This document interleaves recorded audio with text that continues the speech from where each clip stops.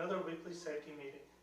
Today, we're going to be talking about something we've talked about before, and something we'll talk about again. Hand safety. Specifically, gloves, and why you should wear them when dealing with household chemicals. Now, what type of glove, you might be wondering? Well, generally, a latex glove or nitrile glove is your best bet.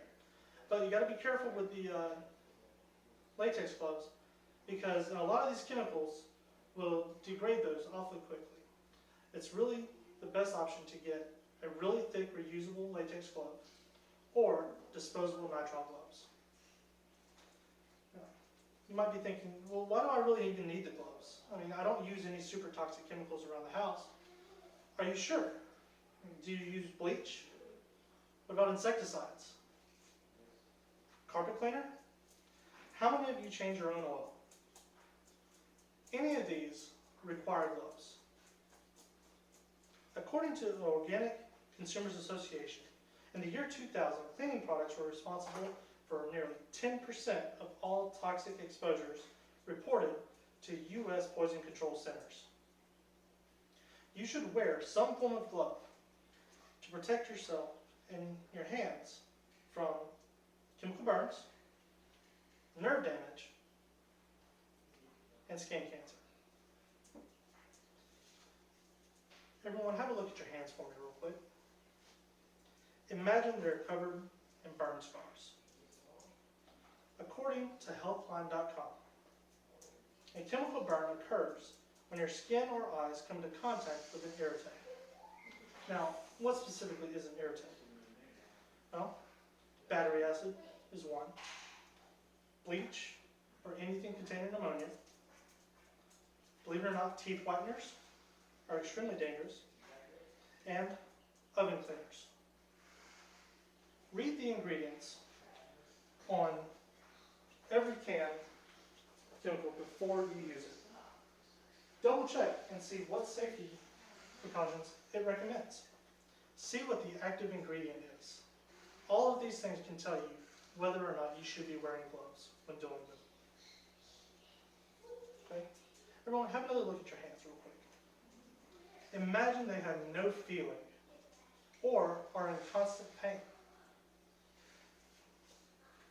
According to Ohio State University Brain Institute, toxic neuropathy is nerve damage caused by toxic substances. Right? Used motor oil and insecticides, as well as paint thinner, are some of the most common things that can cause nerve damage. Also, brake fluid and transmission fluid for those do-it-yourselfers at home. Now, hands out one more time. Imagine the skin on your hands is covered in spots of skin cancer. Skin cancer can take many forms. It can be a mole-looking piece of skin, little patches of rough skin on your arms. Also, little scales could pop up. And all of these are different types of skin cancers.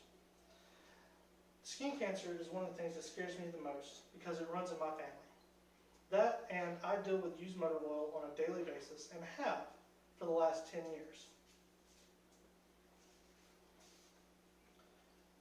Other chemicals that can cause skin cancer is carpet cleaners and weed killers. The real danger in these is not immediate. It's because none of them will happen on the first try, except for possibly chemical burn. But even that sometimes won't happen. Sometimes it's just a stronger mixture, sometimes it's a weaker mixture. So just remember, first exposure doesn't mean anything, because that can lead to complacency, and complacency to accidents. And whenever accidents happen, family members have to deal with it. In conclusion, I would like to reiterate on how important it is to wear rubber gloves to protect your hands from chemical burns, nerve damage, and skin cancer. And remember, just because it didn't happen doesn't mean it won't happen.